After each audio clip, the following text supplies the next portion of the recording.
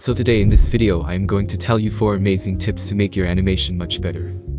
So the very first tip is, go back and forth between frames while animating. It is a very common and useful technique that many professional animators use. It helps you to draw the frame in the correct position, while maintaining the appropriate shape, volume, and perspective of your subject in the scene. Suppose I want to animate this guy lifting his head up.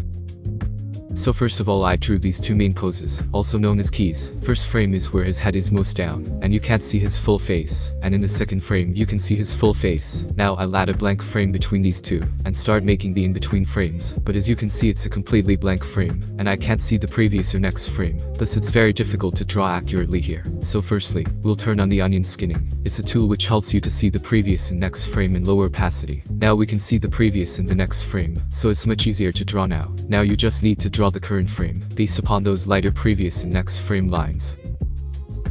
And most of you guys must be also doing the same thing while animating. But this is not the best way to animate. Let me tell you about the best way to draw frames. So whenever you are drawing in between frames or any frame in general, except the very first frame, one should always go back and forth while drawing. It really helps you to understand the motion of your subject, and by constantly moving from one frame to another, you'll also get to see how the movement is looking, and if you aren't happy with it, you can make changes in it anytime.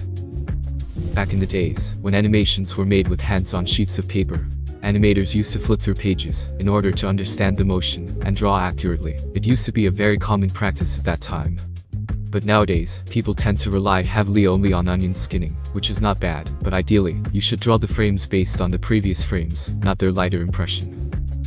Second tip is to use the new perspective tool in Flipaclip. In the latest update of Flipaclip, you get access to their new feature, the perspective transform tool. It is a very useful tool found in almost all professional animation and drawing softwares. It can be used in multiple ways, and I'm going to show you a few of them.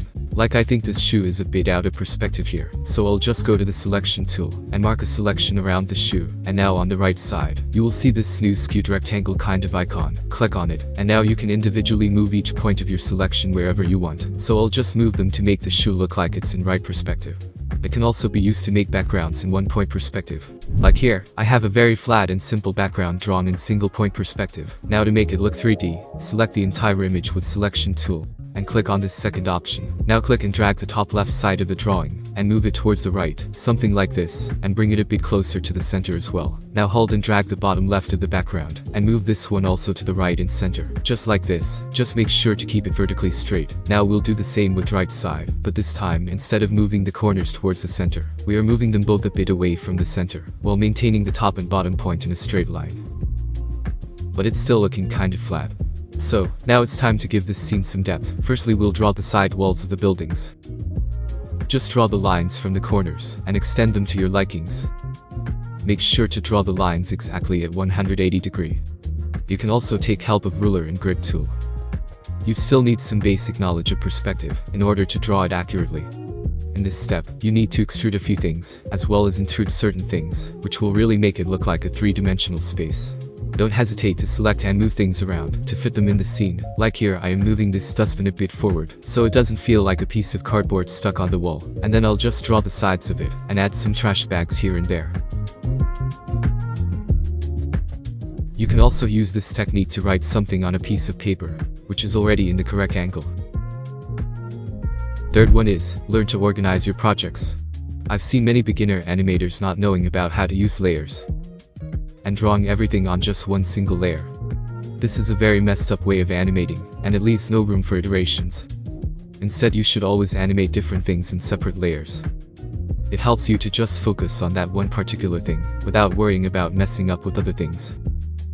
Assume I want to copy the shadows of his t-shirt, from this frame to this frame, so if I have drawn the entire character in just one layer, and if I try to copy only the shadows, it'll be a nightmare to be perfectly precise and just select the shadows. So either I'll have to copy the whole thing, and precisely erase the extra parts for each and every frame, or I'll have to redraw the shadows again and again. Both of these methods really sucks to work with.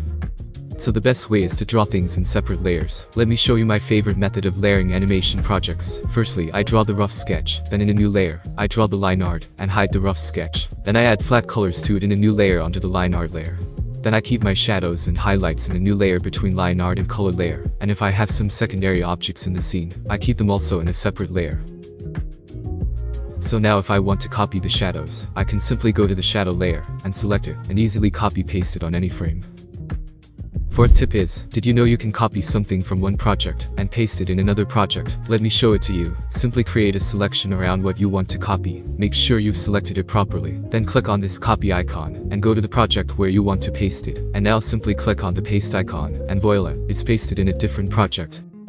And not just a selection, you can even copy an entire frame. Here is how it works. Go to the desired frame you wish to copy, click on that frame. Now a few options will appear, and click on the fourth option. It will copy this frame. Now open up the second project, and again click on the current frame, and now select the last option, which will paste that frame here, and see now that whole frame is pasted here. While doing this, you just need to keep one thing in mind, that is to make sure you have sufficient number of layers in the second project. Like see right now this scene is made with 4 layers, and if I'll try to copy and paste this in a different project, which has just 2 layers, it will only paste things that are in those 2 layers, and leave the rest of it, so you'll have to make sure you have added ample amount of layers to your destination project. If you want to see a part 2 of this video, comment part 2 in comment box.